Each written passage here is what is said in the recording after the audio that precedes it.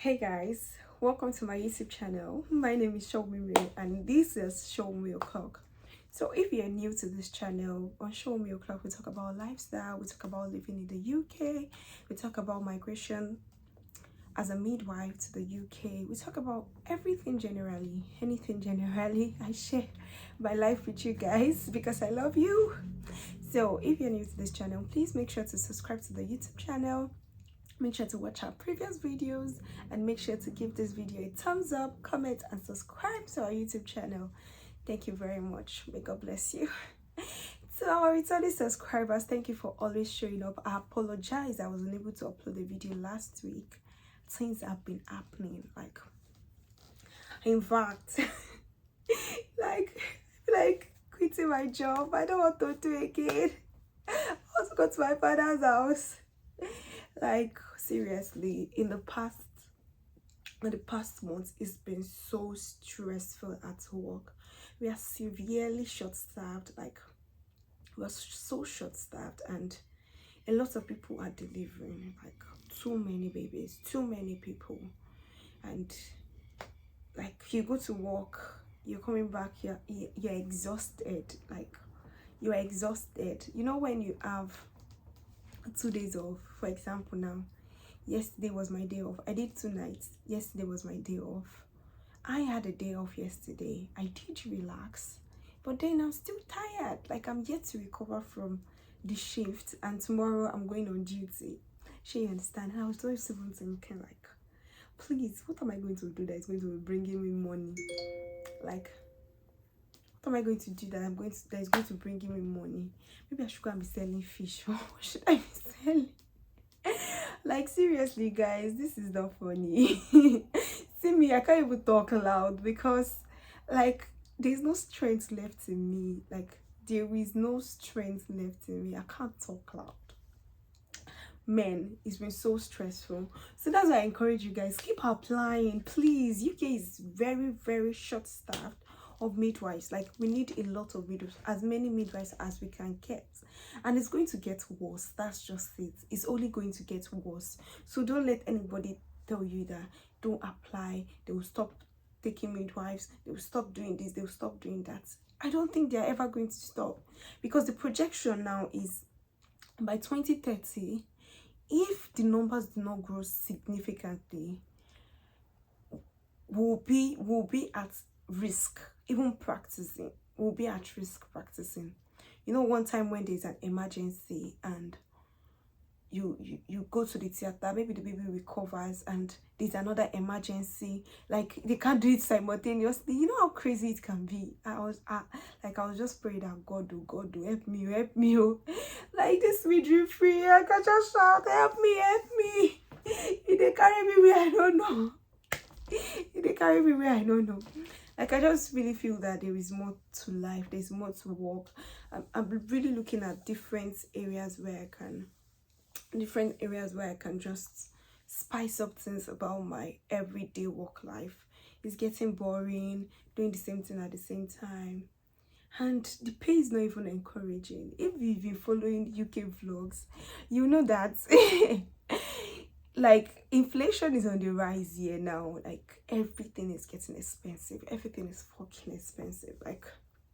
You go to the market and you're like, God, what is this? Everything is expensive, and they've increased your tax, they've increased your NI, they've increased everything. Seriously. God. Although it's better than Nigeria basically, but then it's very tiring. I just wish that I can just move to the tech space where they will pay me £50,000 per month or £60,000 per annum, and maybe my life is going to change. I'm really reconsidering things I can do, because I can't be sitting down with this half-baked salary and just be going. So someone asked me a question about work pattern in the UK as a midwife, so I am going to be explaining. Sorry I did a long introduction, but it is what it is. I can only run to you guys. So what is work pattern like in the UK? So we have, on my contract it stated I am to work full-time which is 37.5 hours. So if you are not working full-time, you have your speculated number of hours. So people work once in a week, some people work twice in a week, but you that you're under the tier 2 sponsorship visa, they always give full-time most of the time. Definitely, you're starting a life in a new country. Full-time is what you need. You cannot compare yourself to people that already have wealth in their family, or they already have, they're just coming to work to keep their license. So we are working full-time, which is 37.5 hours in a week. So the breakdown of this 37.5 hours in a week means that in 1 week you work 3 times, in another week, in 3 weeks you work 3 times, in another week you work 4 times. And also, it is compulsory for us to do on calls. So what is on calls? On calls is when you are on duty but you're not coming to work, and they can call you at any time to come to work.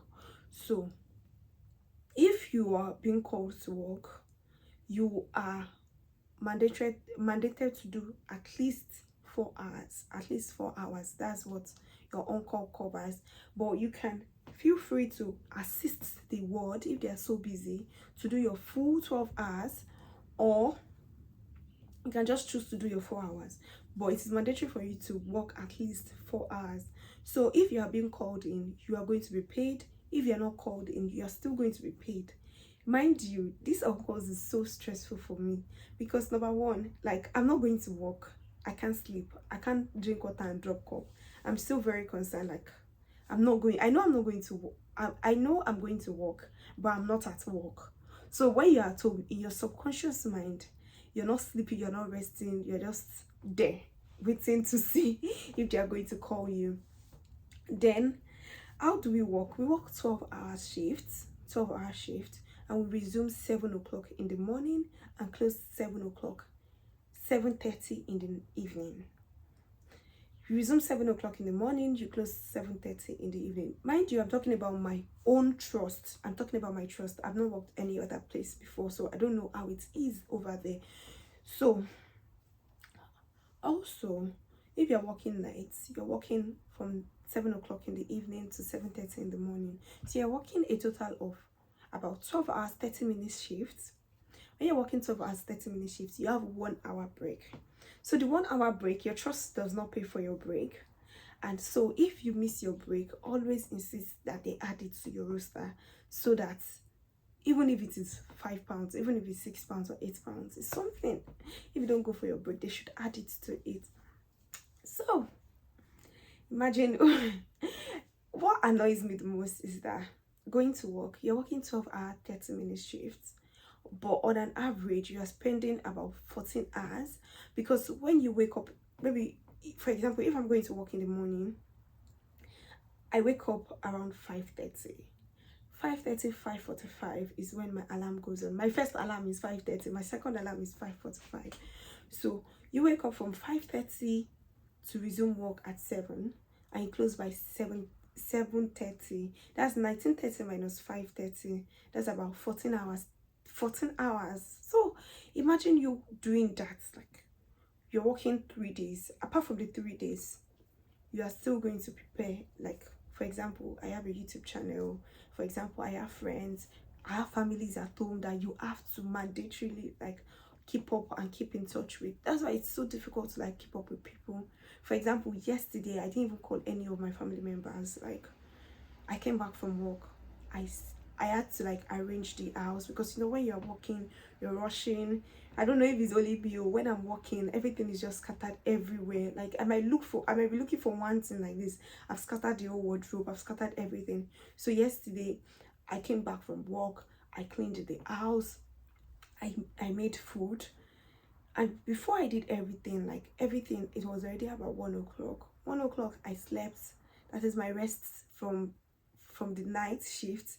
I slept from that 1 o'clock till about 5 o'clock. Thereof 5 o'clock I had to stand up to go and look for something to, or 8 o'clock I had to stand up to look for something to cook, because I needed to cook stew. I went to the store, what I wanted to buy was not available, so I had to come back empty-handed.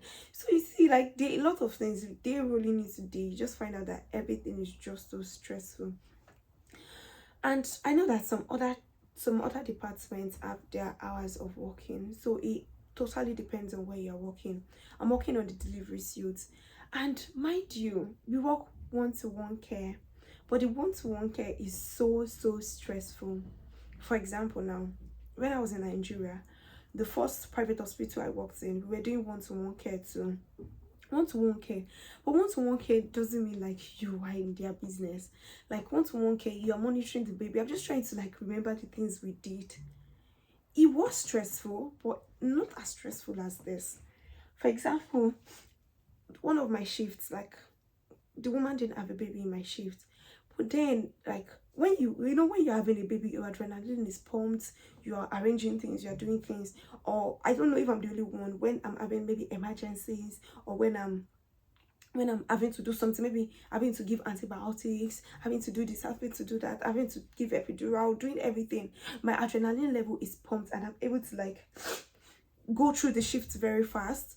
But if it's just maybe she's on epidural already, you're just there, just checking the vitals and all of that, just trying to keep up with them, or it's just so stressful. It's so stressful for me, because like the more I sit down in one place, the more my energy level depletes. So when I'm available, I just like to walk around, take a cup of tea, take a cup of coffee, just try to keep my activity level high, because I don't know. that's just what it is. And documentation here, you have to document everything that you do, and the system of documentation is so stressful. For example, if you're admitting a lady, the things you are going to do within the first 2 to 3 hours, you are still on your admission documentation. Like the things you're going to do. For example, when a woman comes in, you print her wristband. When you put in the wristband, you set her on the CTG. After you set her on the CTG, you want to take bloods, you want to send bloods. After you send bloods, you want to do your risk assessment for her. After you do your risk assessment for her, you want to read up on her previous notes to know if there's anything missing in your handover. You want to write your handover. Before you know it, it's the obstetric team's ward round. They come to do ward round. You are doing your fresh eye. If she's on antibiotics, you're starting antibiotics. You're doing your vitals. Like everything is just rolling into everything. And it's crazy, man. It's crazy. And when you are short-staffed, like when you have to like transfer your lady upstairs, you are being like rushed to like, oh yeah, you know what, you need to quickly do this, you need to quickly do that. Like everything is quickly do. You're not sitting down and saying, oh, I'll do this later, oh, I will do that later. Or you are actively in their care. Like you are actively in their care. Unlike in Nigeria, whereby if the partner is there, like I can just sit down, cross my leg, and tell the partner, oh, rub her back, okay, do that. Okay, rub her back, okay, do this for her, oh yeah, support her. Then when I come once in a while, even when I'll come, like when I'm coming to patients, because I like to move closer to patients, a lot of people see it as a privilege, because in Nigeria it was rare for the midwife to be with you, like calming you down, trying to suggest position changing to you. But yeah, like you just see that everything is just so different. I can't really place an hand on what is so different about it, but it's still very different. Like it's still very stressful. I know that I go to work, I do a lot of things, immunization clinic, you do immunization clinic, you do family planning clinic, you do like you take deliveries if there are any. I don't know why it's so different.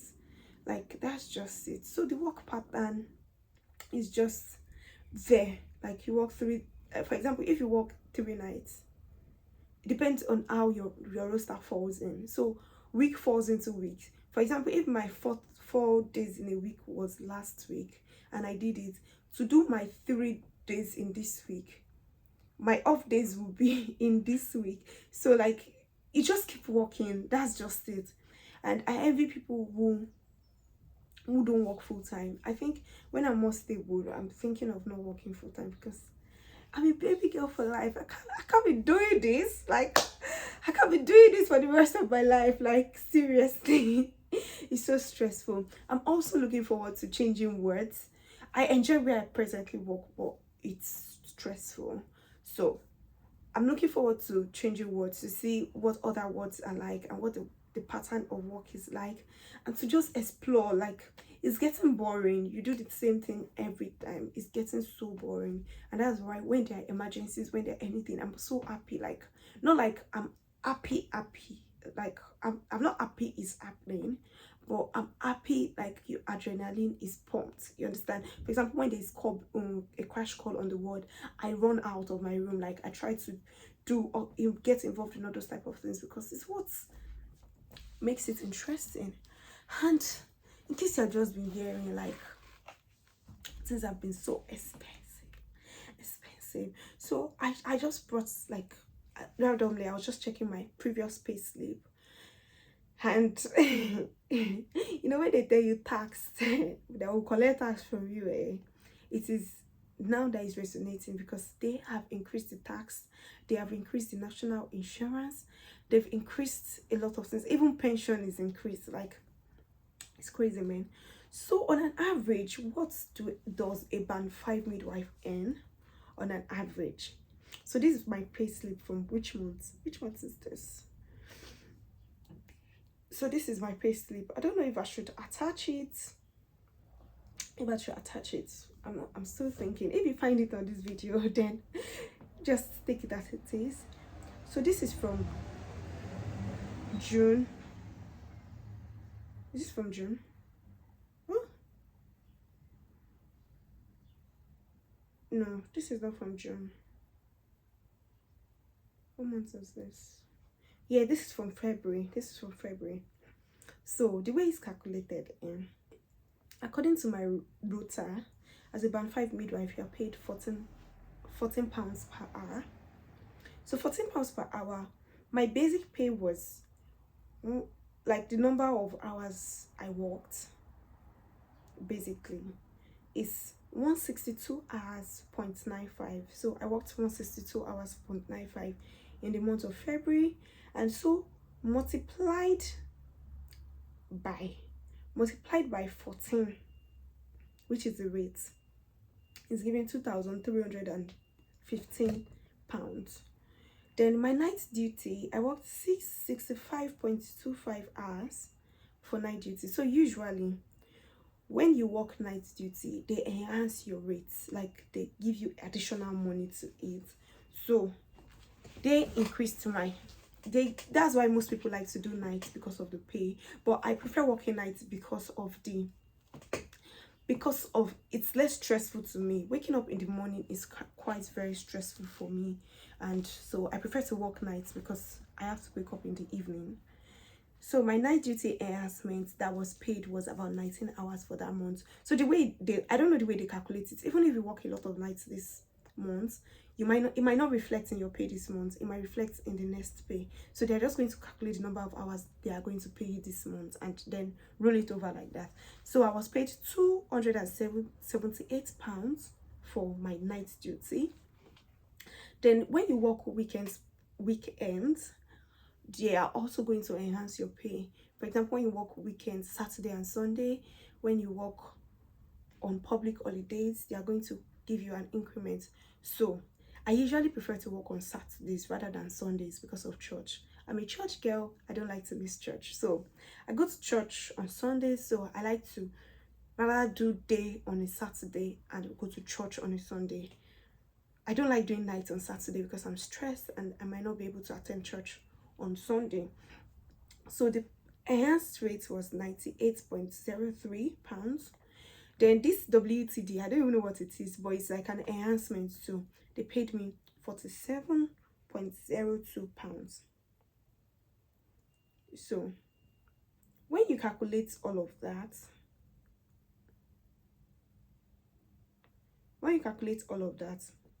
I think the gross pay, I'm trying to check if they wrote the gross pay here. So the gross pay will be about pensionable pay. Let's just go on to the next one. So the deduction side, for my tax, taking 287 pounds for tax. That's like 20% of your salary. They're going to remove 20% of your salary.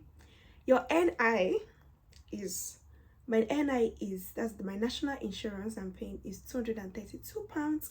And mind you, this is not stable. It depends on how much you earn. So if you work more, you get deducted more.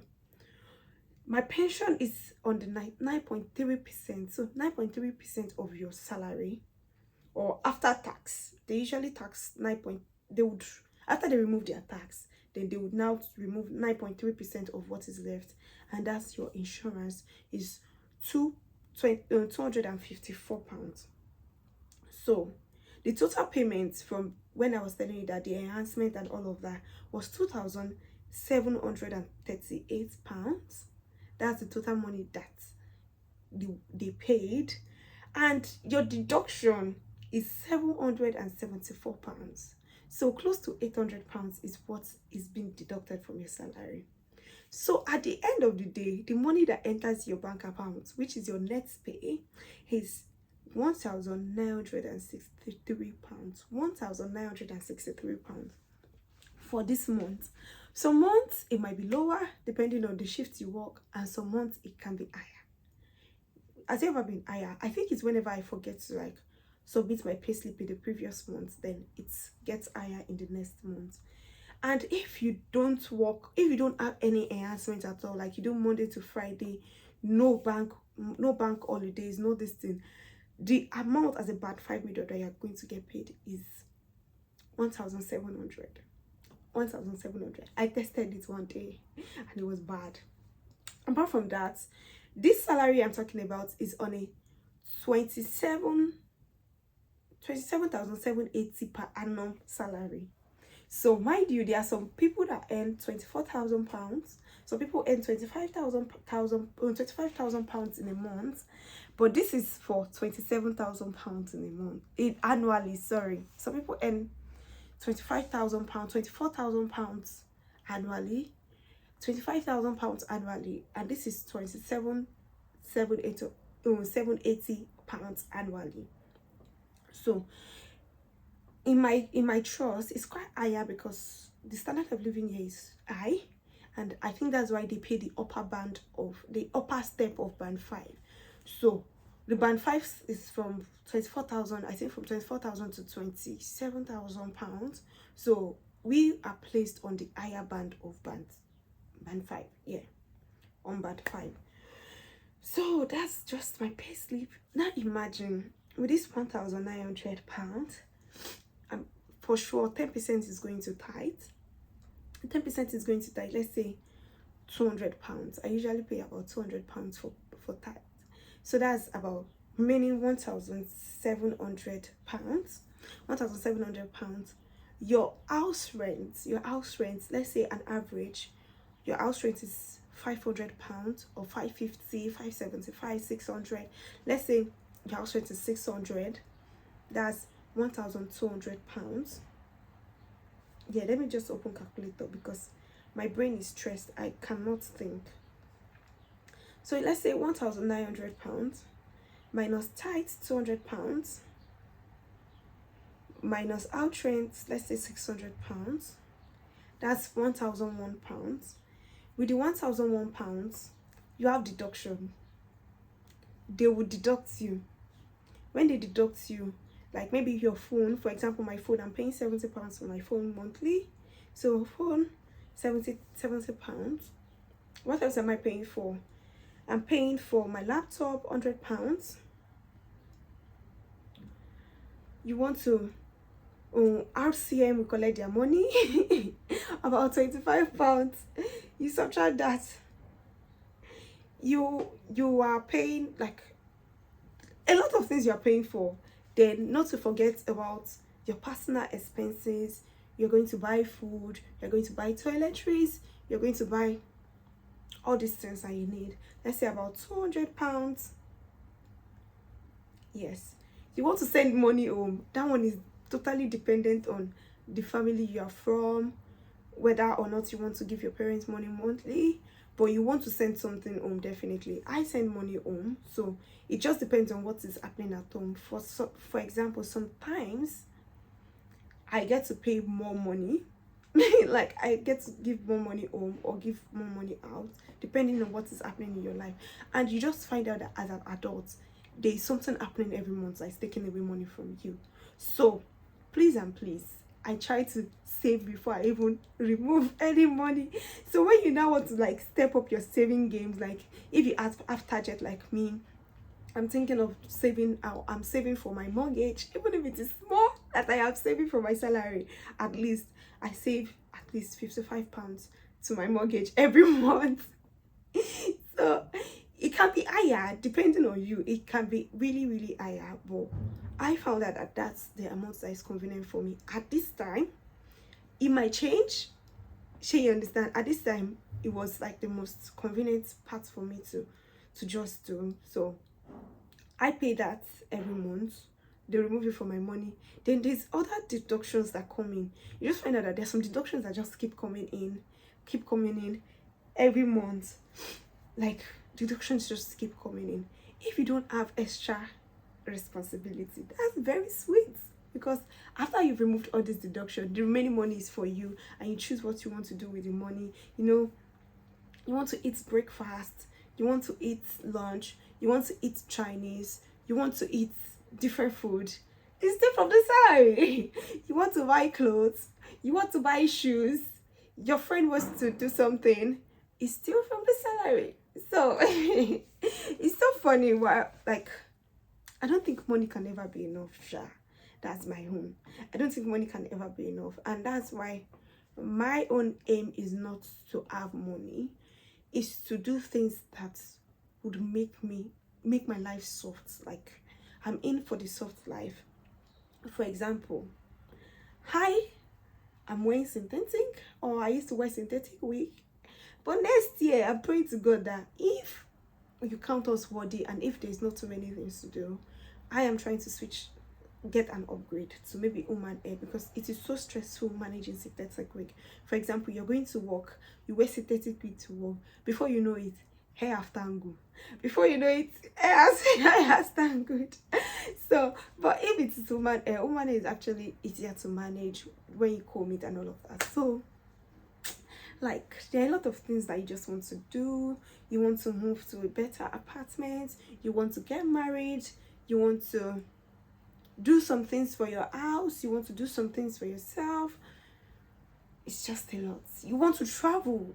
For example, if you want to travel, for example, you want to visit your friends, you want to flex and all of that, all this money comes out from your pocket. And just in case you have friends that are doing things, birthdays, things like that, you want to get them some birthday gifts, you want to do, like, before you know it, money has finished. Like, it's so crazy. And now things are fucking expensive. Like, things are so expensive. Things are very, very expensive. What we used to buy 17p is now 25p. That's like double. No, not double, about 40% increase. And when you start calculating all this money one by one, you just find out that at the end of the day, you're spending £50 extra, you're spending £70 extra, you're spending, oh goodness, it's so expensive. I just want to go. Like, I want to be a full housewife. I don't want to work again. It's so stressful. Like, I'm just like, oh god, this is not fine. It's not that bad, but then it's getting bad. It's not that bad, but it's getting bad. But it is well, because ordinary one sneakers, you want to buy one sneakers, is about £50. Like seriously, £50 to buy sneakers. And that's even on the low one. Oh, you want to buy high one, like the trending Nikes and all of that, you see sneakers are up to like £100, £120. It's just a lot. Thank you for watching this video. This video is long, I know that, right? But I just had to do it slowly, relaxed, and just no energy, no strength, no energy. Just tell you guys the way I feel. Thank you for watching this video. Till we meet again in the next time. Bye for now.